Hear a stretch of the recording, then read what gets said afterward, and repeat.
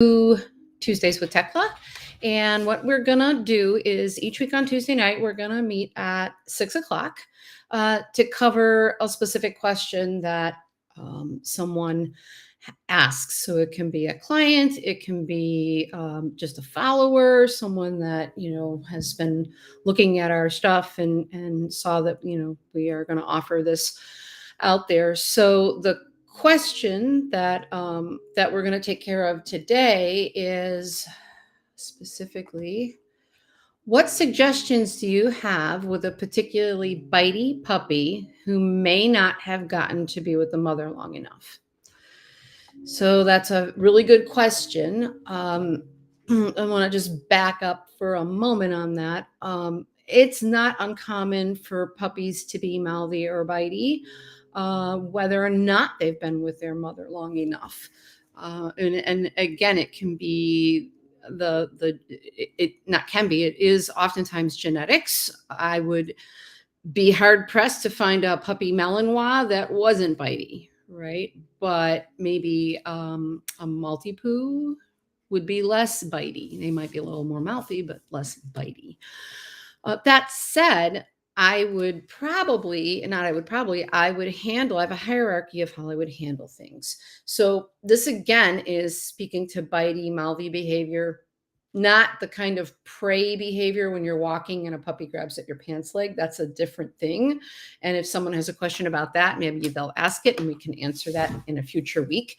But the kind of mouthy, bitey stuff that goes on, and this would work regardless of whether or not a puppy has been with the mother long enough. I'm going to give you a hierarchy of things I would do. I would start with this first one and then move through them. So the first thing I would do is as I would make sure that the puppy is accepting of their quick crate, they're okay with their crate, they like their crate, or if you have an extra pen, so you have a crate and an extra pen, you can make the extra pen the timeout area. As they get a little bit older, if you've had a chance to teach them their place bed, you can make timeout on the place bed an option.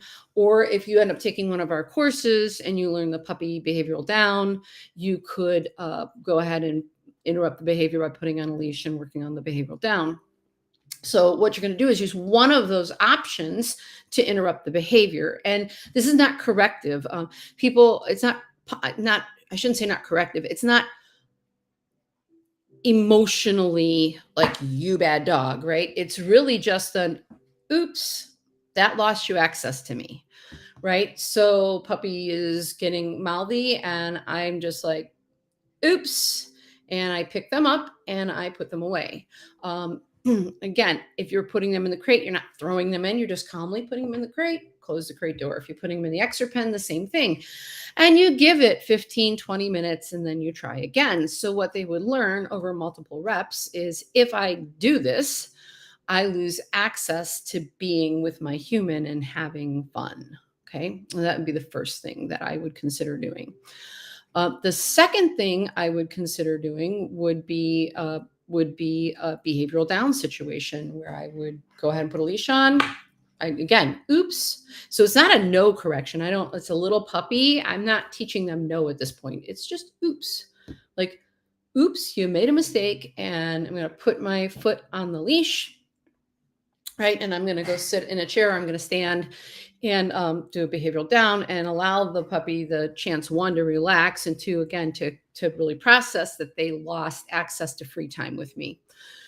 Okay. So that would be another step I would take. And this is different than, there's a lot of advice out on the internet about go and pull your arm away, right? And get up and turn your back.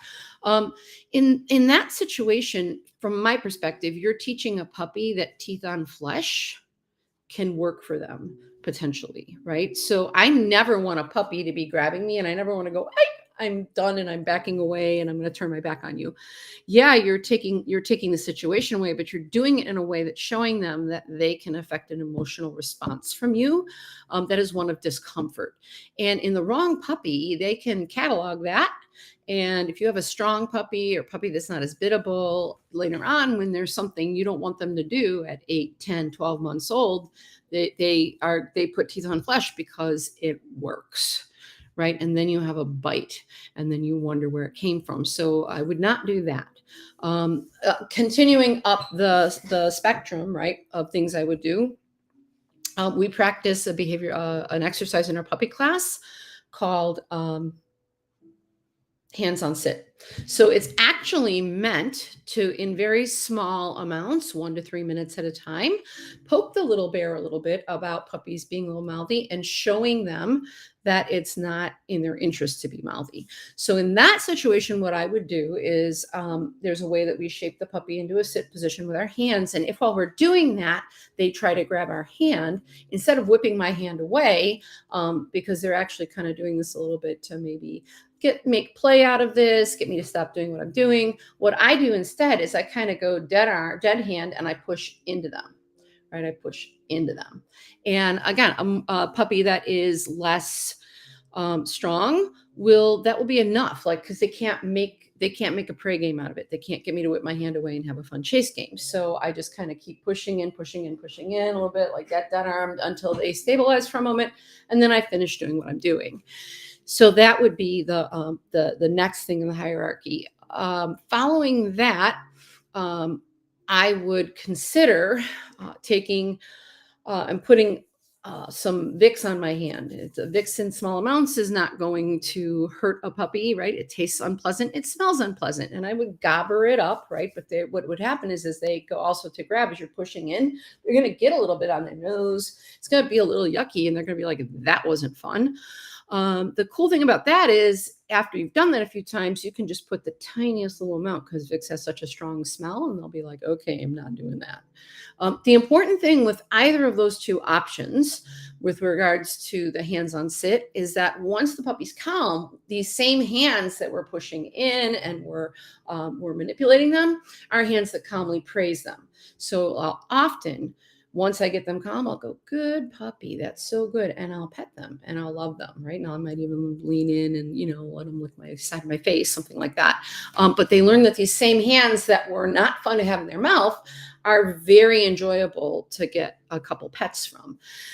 Which leads me to another point that I think we need to make, in that puppies they're young, they're babies. So a lot of, even with human babies, right? A lot of their world, it has to do with their mouth. They're figuring out the world from their mouth. Like they were just nursing on a mother potentially, right? And everything is about their mouth. Be what I tell my clients is, if you're on the ground with your puppy, or if you're sitting on the furniture and you've brought them up on the furniture with you, expect to be mouthed. Like, that's going to happen. They're puppies. So my general rule is, unless you're doing the hands-on sit exercise, or unless you've got some food and you're playing little food toss games, or you have a toy and you're kind of playing a little prey toy game, you shouldn't be on the floor with them. And the same thing, they shouldn't be on the sofa with you at this stage if they're active and kind of spun up to be mouthy, because they can't help themselves. And it's kind of like, I mean, I know we get our dogs because we want that relationship, right? We enjoy them, we love petting a dog, we just think it's amazing, right? So what we have to remember, though, is think about it like it's not much different from humans in some ways. When you're like 5 years old, right? Or like, so when I was 5, we didn't want to go hanging out with the boys. The girls all hung out. And it was like, if a boy wanted to give us a kiss, it was like, "Boy germs." So we ran away, right? And then, just fast forward 16, 17, 18, you're like, "Wow, boys are kind of cool. And I kind of like kissing them." So it's the same thing with our puppies. At this young age, you're like, "I'm not all for this petting thing right now." But if you'll just let them mature and not accidentally teach them the wrong things, you'll get them to where they enjoy being petted. right? They'll actually seek it out, but you can't, don't press it so young. Again, in small amounts to teach, as far as like that hands-on sit that I teach, right? That's fine. And again, if I'm playing with my puppy and they decide instead of going for the toy, they're going to go to my hand, that again is an oops. You lose access to play. Behavioral down, crate, extra pen. Later on, when they know place bed, you get a timeout. And there's no emotion solicited from me. It's just oops. It ends everything when you do that. Dogs and puppies, they're brilliant about understanding what works and what doesn't work for them. So if they want to be with you and they want to do something, excuse me, um, then they will learn the things that get them removed from that situation and say, hey, I'm not going to do this again. So, I have some rules about play, which your teeth are not on my hands. If they are on my hands, it's an oops and we're done for a bit. And then we'll come out in 15 or 20 minutes and try again. Right. So that's uh, how I would look at those things. I would also say, like, there are occasionally puppies where nothing seems to be working, right?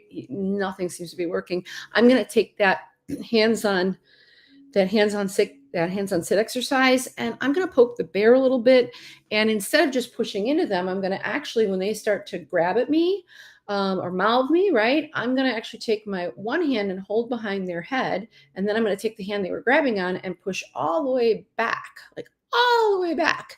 And please, if you're older or you're on blood thinners, wear a good, like a work glove when you do this, or a nice fitted I like wide receiver gloves, because even a little puppy tooth, they're sharp and they can scratch. And so if you're on blood thinners, you've got to be careful about that. But I just hold their head and I push back. And the mentality here is, I love pizza, and I think probably most people do. And I love Lou Malnati's Chicago style pizza. It's amazing stuff, right? So um, if I come home and my husband had gotten a frozen one that he popped in the oven, and I come home and I smell that pizza and I'm like, this smells so good. And I'm like kind of going up and checking out the pizza, and I cut myself a piece and I take a bite. I love it, right? I'm like kind of up in there getting a good whiff of the pizza, right? But if when I'm walking through the door, I've barely had a chance to process anything, and my husband's coming at me with this slice of pizza and he's pushing it right in my face, I'm gonna be like, whoa, right? So with these puppies that'll get a little mouthy, I'll say, okay, you think you want the pizza? Take the whole pie. And again, I hold and I push, and they'll kind of fight a little bit. And when I feel them settle, I'll mark that. Yes, that's good. And I'll take my hands off and continue with the hands-on sit. And then again, teach them that these hands will be praise petting hands for them. So that is my next step. And then the final step is, if they're really, really, really struggling, that doesn't work. The last thing I would do is, instead of just pressing in when I've got my hand behind their head, I will actually turn my hand and get my thumb to the base of their tongue. So let's say this is them. I go to the base of their tongue and I press 1,000, 2, 1,000, and you'll kind of hear them go, that wasn't fun. And then again, when they back their head up and they're like, I'm done, I'm like, that's good. Thank you. Let's finish this. Let's do our hands on sit and give you a nice little pat. And the hand that basically made it a little uncomfortable to be in your mouth is very profitable when it's kind of stroking your body, right? So those are the things that I would be doing regardless of whether or not a puppy was with its mother long enough, right? Because plenty of puppies that were with their mothers long enough still have this issue. And it's to me, very cut and dry. We've got to teach them young that it's not profitable. We have to do it in a way that's not emotional, and in a way that leads them to a place of where we can praise them and enjoy them, and they can enjoy us. So I hope that helps you think about this question. Again, the question was, how would you handle excessive puppy biting in a puppy that was not with the mother long enough, potentially? So Hopefully that helps. And I'm grateful to everyone who joined us today. And I would just love to say, check back each week. We're going to be answering one question every week. It's just a quick, take 15, 20 minutes. And if you didn't know this was happening and you have a question that hasn't been sent in yet, all you need to do is in the comments to this live, you can go ahead and send in your question. And we've got a list of questions that we're working through little by little. Thank you and take care. Bye-bye.